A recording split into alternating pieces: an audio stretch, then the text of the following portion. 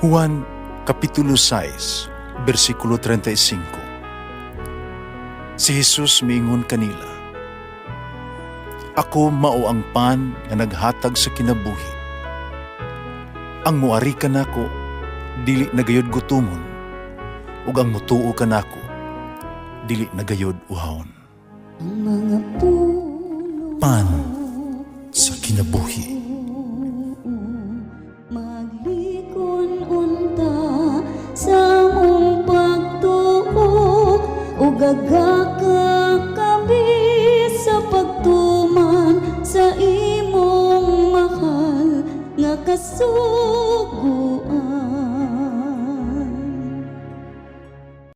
Ang ginumanaakan ninyo.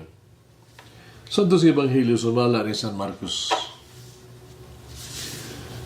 Paglabay sa pila ka adlaw, mipauli si Jesus sa Capernaum. Gidungog nga sa diha na sa ila.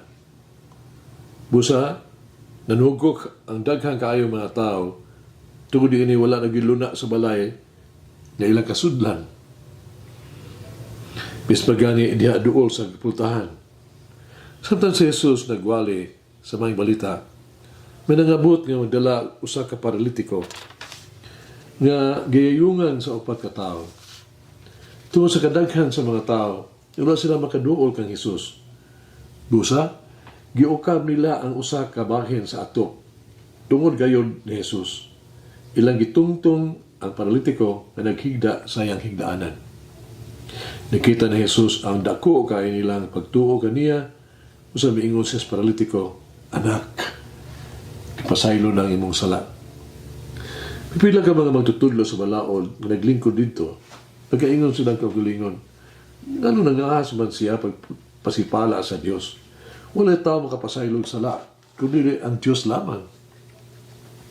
Pagkasabot dayon si Jesus, sila ang giunahuna, sumiingon siya kanila, "Kano nagunahuna man kamo ni Ana? Hay may mas maayo, ang pag-ingon bangadtos paralitiko, ang imong sala gipasaylo na, o ang pag-ingon bangon dada ang imong higdaanan ug lakaw. Karon ipailako kaninyo na anak sa tao adunay gahom dinhi sa yuta pagpasaylo sa sala." Pasalingon siya sa paralitiko, "Bangon, dada ang imong higdaanan, pauli sa inyo." Sa nagtanaw silang tanan, mibangon ang paralitiko, giasan niya ang iyang gihigdaan, midali siya paglakaw. Hilabihan katingala sa mga tao, magidag nila ang Diyos. Sila maingon, "Sukad, masukad, karon ba kita makitag-hitabo na sama niini." Ang Ebanghelyo sa Ginoo. Pasalamati ang Ginoo kay siya maayo, ang iyang gugma mulungtad hangtod sa kahangturan. Pasalamati ang Diyos sa tanang mga Diyos, ang iyang gugma malungtaron. Pasalamati ang Ginoo sa mga Ginoo, ang iyang gugma malungtaron.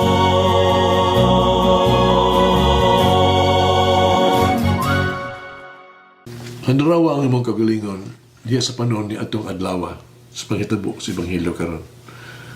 Nagdungog na nimo ang bahin sa katakos ni Jesus sa paghimo mga milagro o karon ani ana siya.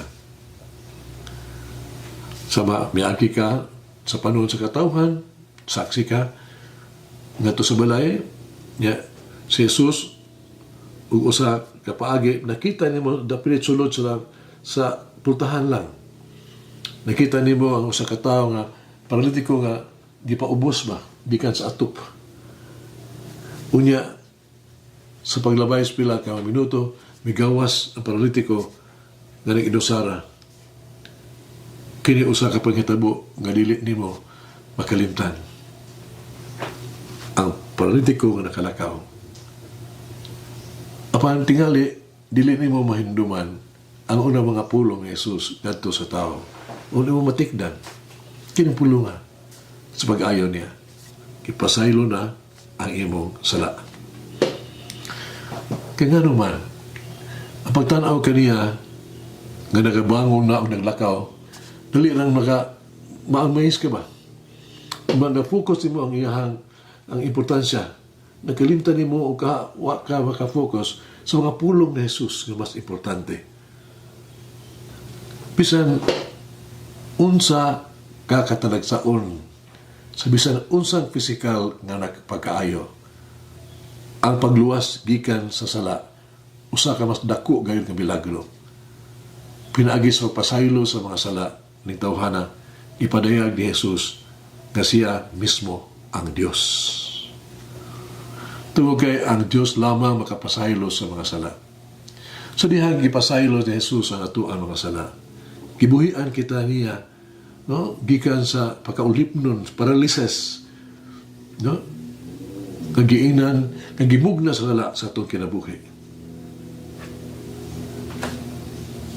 Gitagan niya kita kagawasan.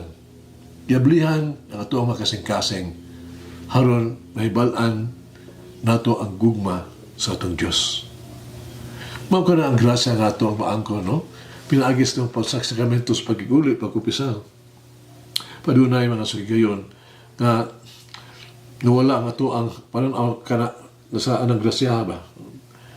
Ang pagkupisal na himo na itong usa ka sagaran bitang ritual na daw ay meaning, wala ay kahulugan ba? Mato ka sa kupisalan, ipadayag niya mga sala, isulti niya mga contrition, pero sincere baka ka na, wala ay meaning. Inulsog ba dyan kasi mga sala? May musugod ka sa paghuna-huna, kung aduna ba kaya, makaduda ka ba? Kung doon na ba kayo kapuslanan kini sa imong kinabuhi? Epekto sa imong kinabuhi ang pagkupisal. Apan ayaw kalimti, kung unsay mahitabo sa panahon, sa sakramento, sa pagkupisal nimo. Si Jesus anaa sa persona sa pare. Di lamang ang pagpasaylo sa imong mga sala, naigo na nga milagro, kundi usab, nagsugod na pag-ayo ang imong kalag, gikan sa mga epekto sa sala. Siya maingon kanimo, dili usab ako muhukom kanimo ug silot. Nakaw, sugan karon ayaw na pagpasala. Puong pa ni Jesus. John chapter 8 verse 11. Ang iyang makaayo ng mga pulong makatabang kanimo sa pagbangon ug pagpadayon. Ang matag mahinusulon na pagsugid yun ba? Makadawat kita sa kaluoy sa Dios ug pahiuli ka nato balik ngadto kaniya uban siya grasya ug gugma. May mga wala na lain nga bation kung mabiya ka sa confessional. Mura nakalina ba?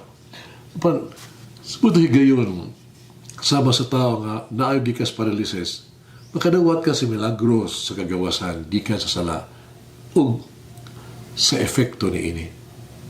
Muna hinumdumi, nga pulong na Jesus kanimo, anak, ang imong sala, ipasaylo na.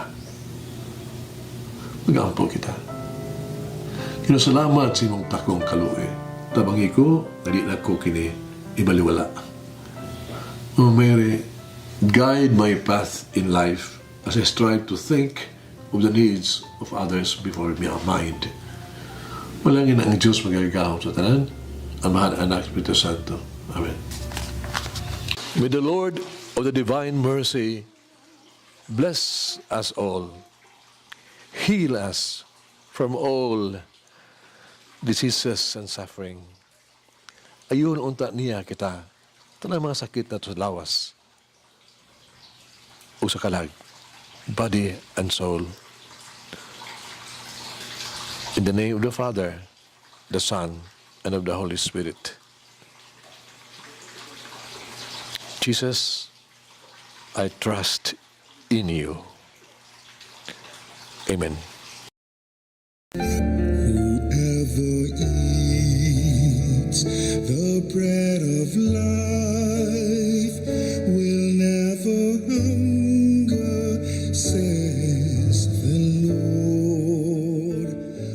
Kay galaan inyong nabati ang pagpaambit ug hamubong pamalandong sa pulong sa Dios pinaagi sa tulumanon, pan sa kinabuhi nga gidumala ni Monsignor Daddy Silva.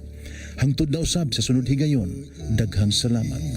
the bread of life.